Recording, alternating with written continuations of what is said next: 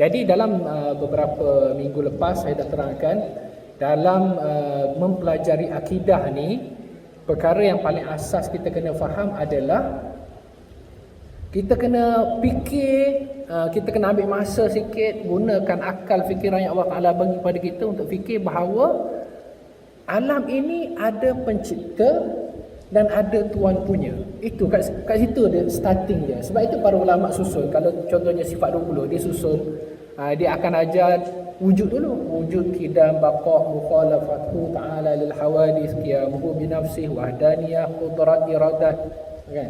Dia akan susun wujud dulu. Wujud maksudnya ada. Maksudnya cerita tentang adanya pencipta alam ini. Sebab tu saya datangkan 2 minggu lepas teori sains. Teori sains. Sebab kita ni kadang-kadang belajar sains, engineering dan sebagainya. Teori sains, datang teori sains dulu. Dalam teori sains ada 2 teori yang paling diterima pakai tentang kejadian alam. The theory of steady state universe. Tu, yang teori awal. Turut didokong oleh Einstein pada peringkat awalnya. Kemudian Einstein tak setuju balik lah, sebab selepas daripada itu datang the Big Bang Theory, teori Big Bang, kan. Kalau the steady state of universe ini, teori dia kata alam ini semula jadi. Dia datangkanlah calculation dia, semua formula fizik dan sebagainya. Dia beritahu alam ini adalah infinity, kan? Alam ini adalah infinity, kan? Dan semula jadi. Itu. Dia bercanggah dengan the Big Bang Theory itu. The Big Bang Theory ini, alam ini ada permulaan. Permulaan dia apa? Permulaan dia Big Bang tu lah.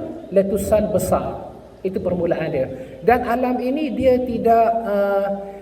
tidak infinity. Dia expand. Dia berkembang. Dia semakin berkembang. Semakin hari semakin berkembang. Semakin hari semakin berkembang. Sebahagian daripada teori Big Bang ni memang berbetulan dengan hukum syarak. Maksudnya dengan ilmu Islam dia betul, berbetulan. Tapi tak bolehlah nak kata semua tu. Saya pun tak kaji, saya pun tak mahir sangatlah dengan teori Big Bang ni, nak cerita banyak lebar pun. Cumanya the Big Bang Theory beritahu maksudnya alam ini ada permulaan. Dan the Big Bang Theory ini adalah satu teori yang paling dominan dalam hal penciptaan alam ni. Itulah teori yang paling dominan diterima pakai oleh ahli sains sekarang ni lah, sehingga sekarang ni, kan. Cumanya bila kita beritahu bahawa alam ini ada permulaan, soalan yang timbul adalah yang tidak dibincangkan dalam teori Big Bang tu, kan. Sebab dia bukan cerita tentang ketuhanan teori tu, kan. Adalah soalan yang timbul adalah kalau dia ada permulaan, siapa yang memulakan?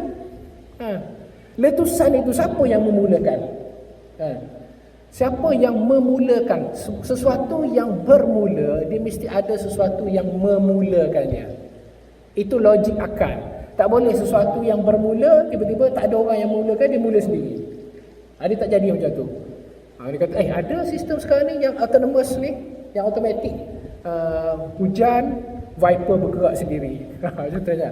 Dia tak boleh fikir macam tu, sebab benda yang bergerak sendiri, hatta benda yang autonomous sekalipun, dia berhajat kepada sensor, dia berhajat pada ada sesuatu sistem, kan, input sehingga menghasilkan output tu, kan.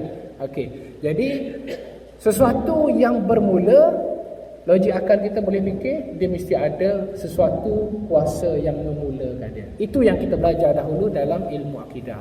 Jadi bila kita belajar ilmu akidah dulu, kita boleh faham kenapa. Lepas sebelum daripada itu saya datangkan kisah tentang Nabi Ibrahim, kan. Kisah tentang Nabi Ibrahim mencari Tuhan, kan, dia cari Tuhan, yang dikisahkan dalam Al-Quran. Itulah tentang wujud. Jadi perkara pertama yang kita kena faham dalam ilmu akidah adalah alam ini yang begitu hebat, yang begitu sistematik, ada pencipta dia. Pencipta dia tu namanya adalah Allah. Nama dia adalah Ar-Rahman, Ar-Rahim, Al-Malikul Qudus. Tak kisahlah nama dia apa. Yang penting yang kita kena faham adalah alam ini yang begitu kompleks, begitu sistematik, ada pencipta dia. Sebab alam yang begini hebat, pencipta dia mestilah jauh lagi hebat daripada alam ni, kan. Takkan kita ni, contohnya orang lah, kalau dia ada kemahiran, dia dapat menghasilkan sesuatu yang bermutu. Maksudnya dia tu ada kemahiran. Orang yang tak ada kemahiran, dia menghasilkan sesuatu yang tidak bermutu. Jadi alam ini begitu sophisticated, begitu hebat, mestilah pencipta dia juga adalah satu kuasa yang sangat hebat. Itu logik akal yang mudah kita nak fikir. Cumanya akal kita terhenti di situ saja. Tak boleh nak fikir jauh, kan? Sebab itu apa yang berlaku pada Nabi Ibrahim alaihissalam, bila dia tengok bintang, dia kata ni kot Tuhan. Lepas tu hari yang lain dia tengok bulan, dia kata oh ni kot Tuhan. Lepas tu hari lain dia tengok matahari, dia kata oh ni lah, ni lagi hebat, kan? Akhirnya matahari pun terbenam. Jadi dia pun berserah diri. Seolah-olahnya dia kata wahai Tuhan, maksudnya kalau kau tak beritahu kepada aku siapa kau, maka aku tak akan tahu. Aku akan sesat macam kaum aku yang menyembah berhala ni, kan? Jadi akhirnya Allah Ta'ala datangkan malaikat Jibril, kan, untuk mendatangkan wahyu, menurunkan wahyu kepada Nabi Ibrahim, cerita tentang akidah, tentang ketuhanan. Siapa Tuhan yang dia cari selama ni? Namanya Allah, macam mana sifat-sifatnya dan sebagainya. Itu. Jadi step pertama dalam kita belajar akidah, kita kena fikir setakat itu dahulu.